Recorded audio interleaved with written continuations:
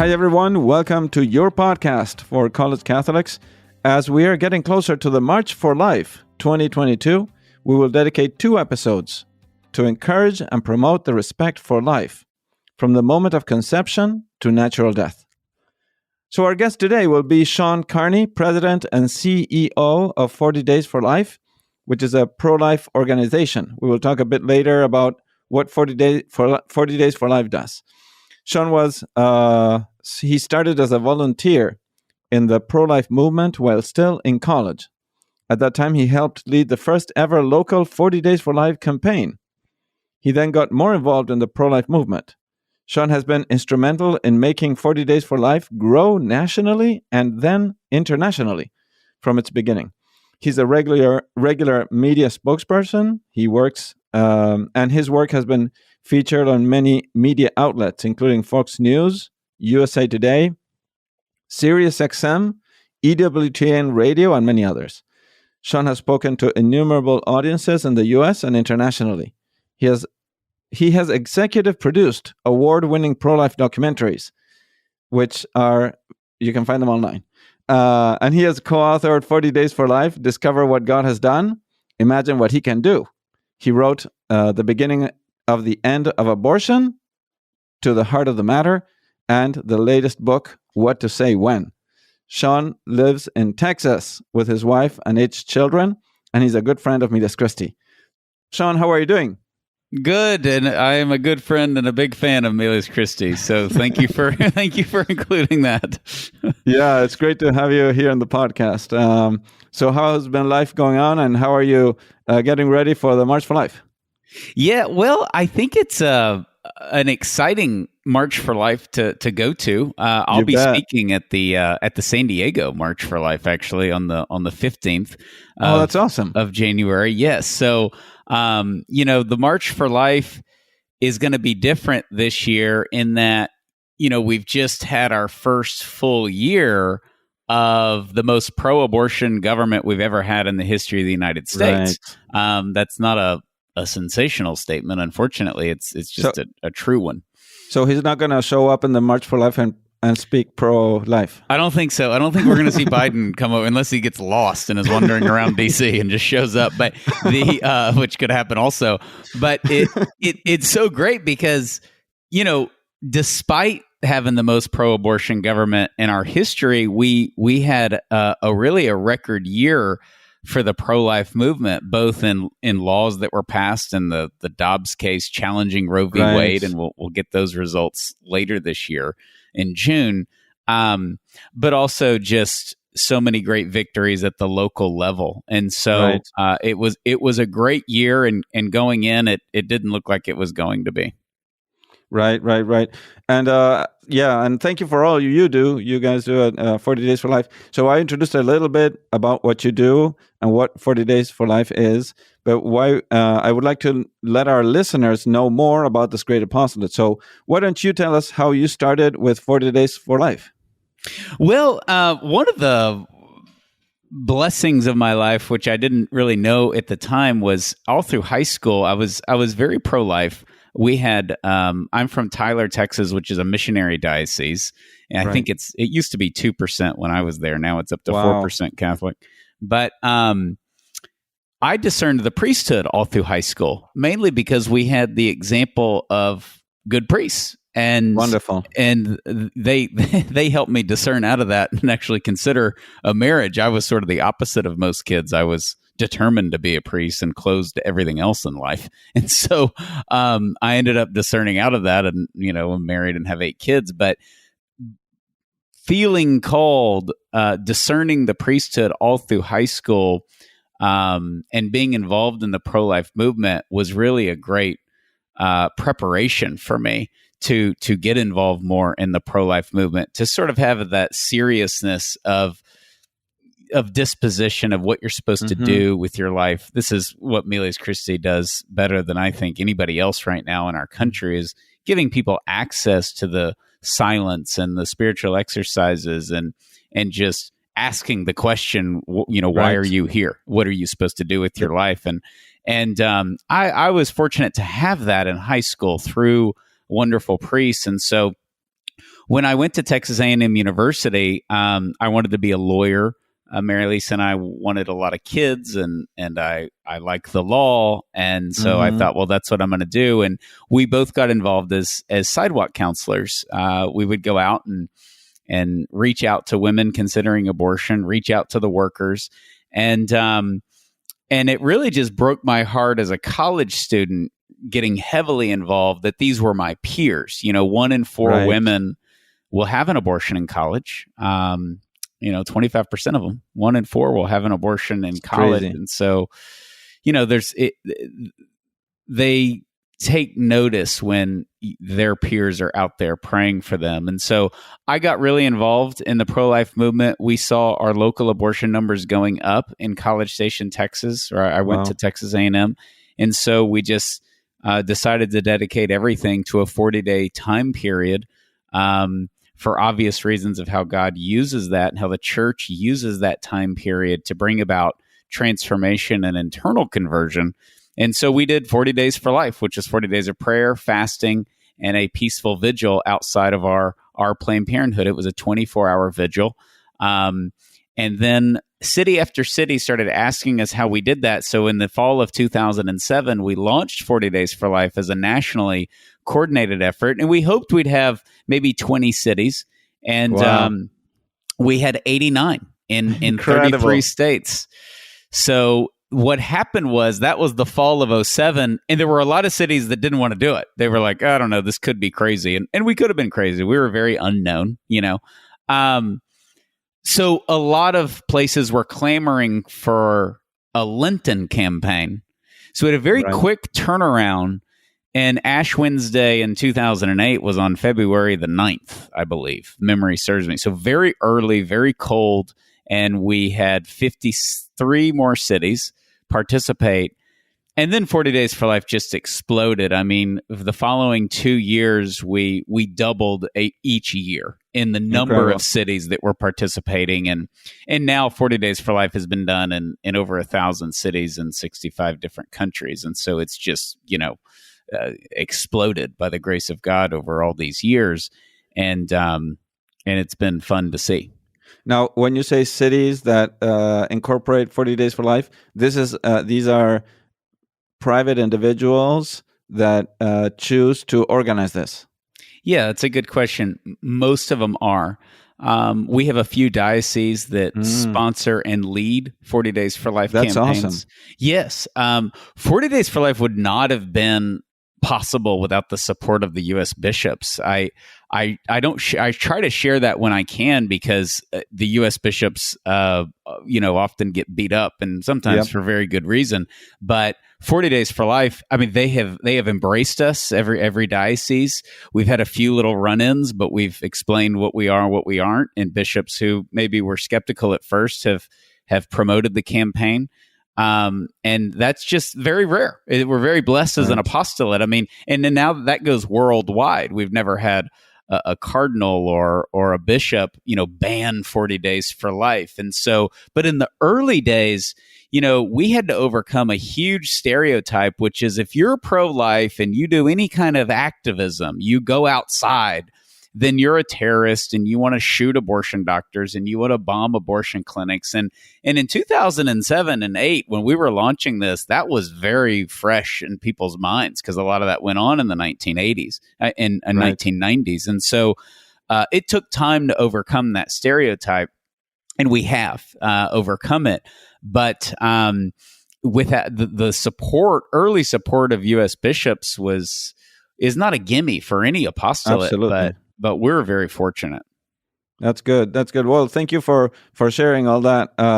So for me, that's all really remarkable, and definitely the work of providence in our world and our church, and all your efforts and prayers are definitely needed. So now, typically, as you were saying, maybe before it was more, but I think there's still a little bit of that. Then when people hear the phrase pro-life, they immediately think about political issues, right? Or lobbying, so forth, political lobbying. So I know 40 Days for Life is not about that. It's more about respecting God's law and helping wounded people and praying. So why don't you tell me a little bit, what does it mean?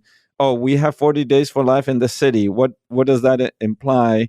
What is it that you're doing, and what's a day-to-day, let's say, apostolate and activity, and in what ways do you help the people, right? Yes, and that's very important, because we're not a political group, we're not a lobbying group, and we work with a lot of other great groups that do that and do it better than we ever could. The essence of 40 Days for Life is presence.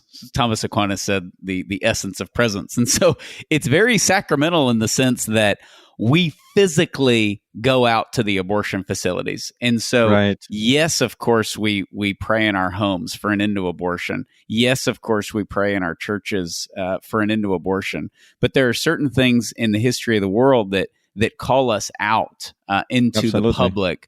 And abortion certainly is one of those. And so that's the difference, is that we have a local leader.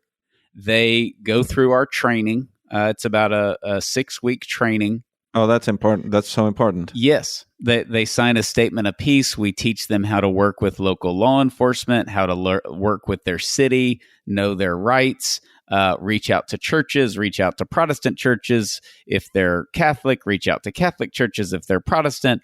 And we train them. We train them on the media. And then we start our physical vigils. And the physical vigils are why women turn around. We've helped over 20,000 moms that we know of who chose life for their baby. We've helped 239 abortion facility workers who were inside and looked out and kept seeing these vigils outside their workplace. Right. And you can't do that if you're not physically there. Right. It doesn't mean that you live out there and you're like not going to adoration or mass anymore because you're always at 40 Days for Life. That's not what it means. But it means that this apostolate or the fact that we're living in this time in history, we can take an hour a week or a month or whatever your commitment can be and make this part of our spiritual life, that we confront the culture. One of the most powerful things a deacon told me, actually, he was 75 years old and he was a Marine and he had served our country and had been a deacon many, many decades, a very good deacon. And he said that 40 Days for Life was the first time he ever felt like he was publicly standing up for his faith in a hostile culture. Absolutely. That's awesome. And I think it has that element where it goes a long way because of where we are. Everybody knows why we're there. And it just is a simple call to attention of the injustice that goes on where we live, but also the fact that we're not helpless in it and we can put our faith in God and do something about it. Right. And also the presence of all the people, that do this. It's almost, if you want, a presence that is purely and exclusively for the benefit of those that are in there, right? So it's not with strings attached. You don't want to take something from them, and you're doing it from your heart. And also the other thing, it's typically it's good, nice, normal people, like those people that are willing to talk and are patient and are nice. They're not going to throw stones at you. Well, I'll use this as an opportunity to quote Father Patrick. You said one time, maybe it must have been on a retreat or something, but you said being Catholic means being set apart from the world. We're not of the world. It does not mean being a weirdo. Right.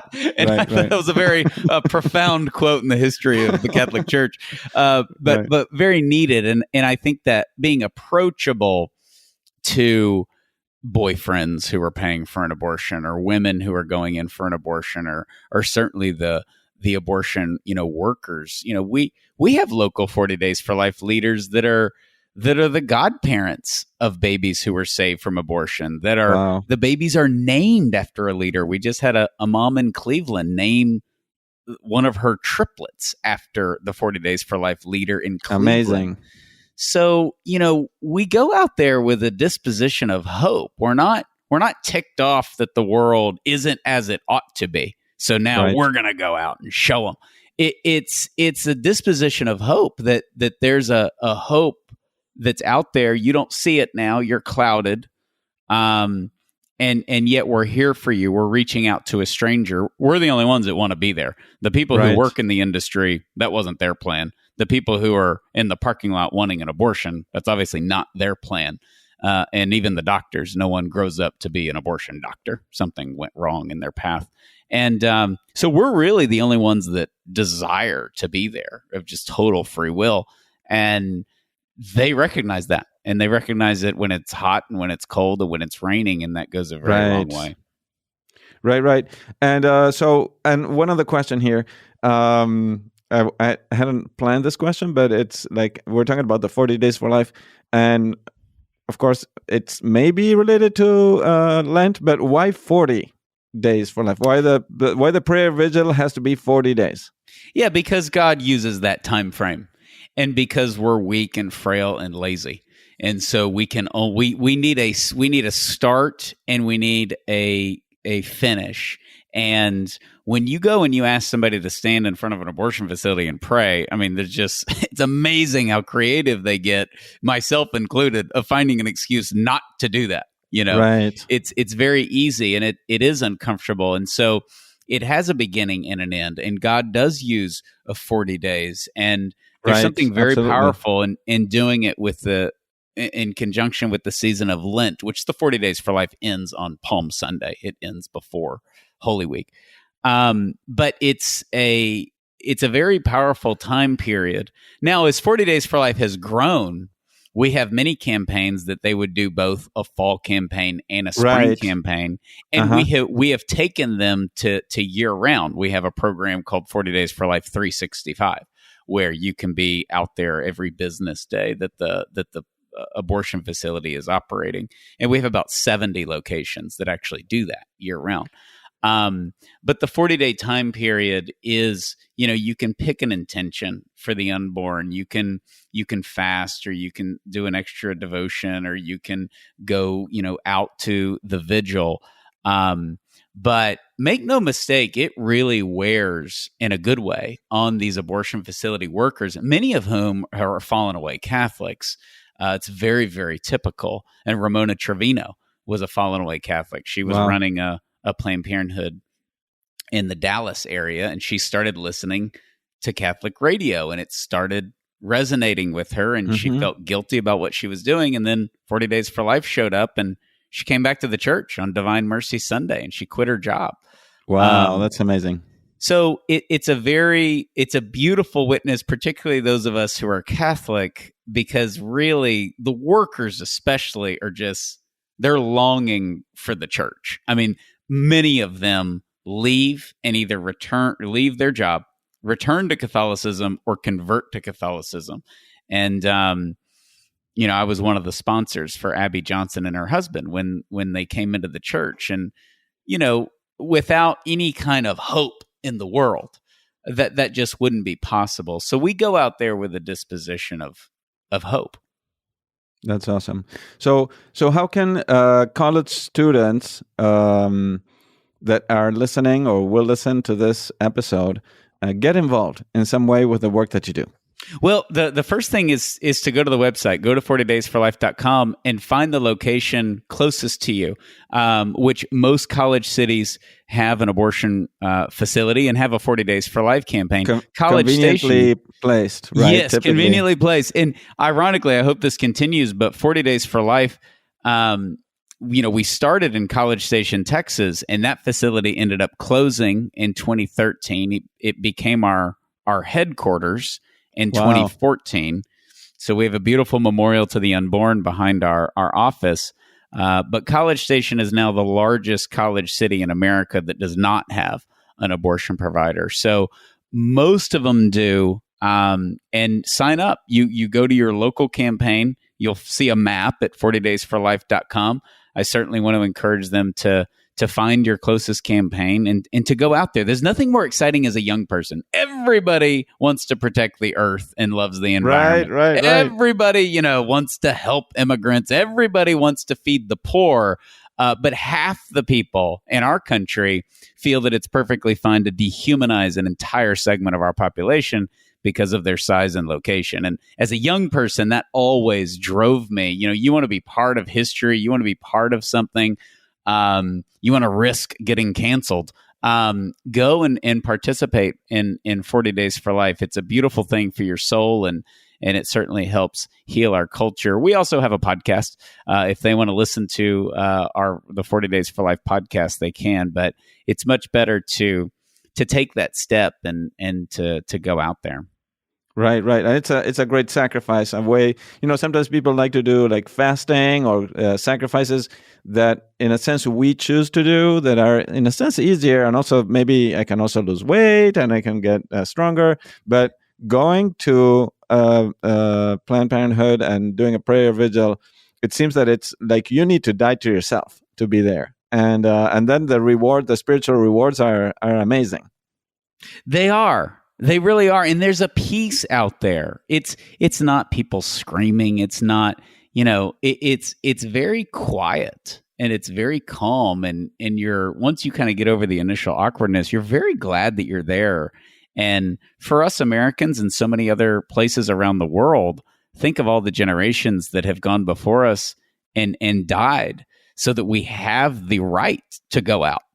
Right. Absolutely. We can go out and speak. Canada is trying to get zones of silence around hospitals that do abortion. So you can't even mention abortion, but we're crazy. America, we can still do it. Europe, we can still do it. Latin America, we can still do it. And so it's great. The largest growth of 40 Days for Life right now is Latin America. It's beautiful. So, we need to use our rights and do it. Yes, for God, but also for our country, no matter where we live, because we can't have a country if we don't have children. Right, absolutely. So, and finally, next week, we will have you again in our podcast speaking about one of the books you wrote, actually the most recent one. So can you give us, we'll talk about it next week, but can you give us a brief sneak peek on your book, What to Say When? Yes, it's What to Say When, the complete new guide to discussing abortion. And it opens, like I think another one of my books opens, in a college classroom, in an encounter that I had. So It is perfect for college students. There's not only the traditional arguments for abortion, but the new, weird, and bizarre things that come up. And we cover it all in What to Say When. It's a very easy book to use, and you'll know what to say and what not to say when abortion comes up. Wonderful. Well, thank you so much, Shawn, and I look forward to discussing your new book next week. Thank you, everyone, for joining us today. I hope you enjoyed this episode. Please keep Shawn, his family, and the 40 Days for Life apostolate in your prayers as we come closer to the National March for Life in Washington, D.C. on January 21st. And also keep Shawn in your prayers when he speaks at the March for Life in San Diego. If you have any questions about this or any other episode, don't hesitate to send us an email at info@forcollegecatholics.org. I'd love to hear from you. And if you can, leave a review on Apple Podcasts to encourage others to listen in as well. May God bless you, and we'll see you next time.